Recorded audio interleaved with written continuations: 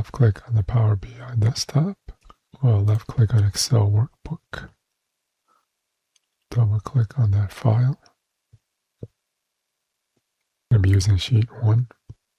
Double check to make sure that's the one. If it looks good, you can just load it. So it looks good, we'll just load it. And then just let it load. You don't have to do anything here. On data, move this across, move this across. Practitioner, first name, last name, etc. Rating, and then comments. And since we want to use the matrix visual, we want to transform the data.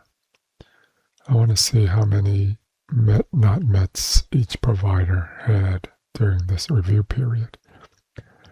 I'm going to left click on transform the data.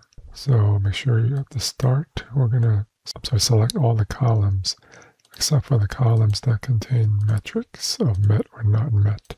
So we'll do that. Again, keep control button pressed to highlight all these columns that are shown here.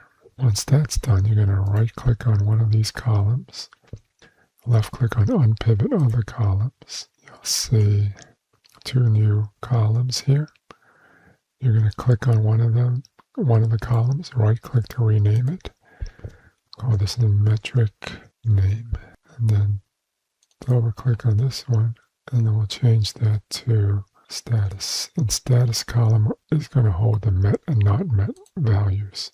We'll close and apply, let that build out, and you'll get this. So we're going to find the matrix visual, left click on that, drag this out to expand it. On the rows, we're going to drag last name into it, and then we're going to drag first name underneath that. That'll cause the plus to appear. On the columns, we're going to do status, put it into there, and it'll show met or not met. On the values, we're going to drag status into there again. We're going to click on the drop down arrow, do count, and we'll see that that's what you will see.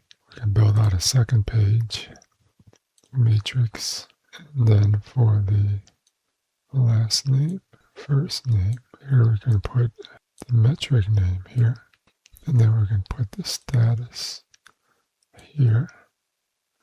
But then here we can do count, and that'll show the count as shown right here.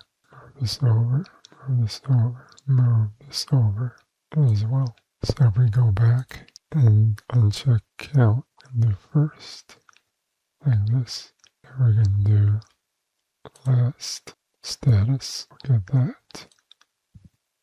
Here we'll do count. And this will be the count of statuses. So here to page 1, this will show you the met or not mets.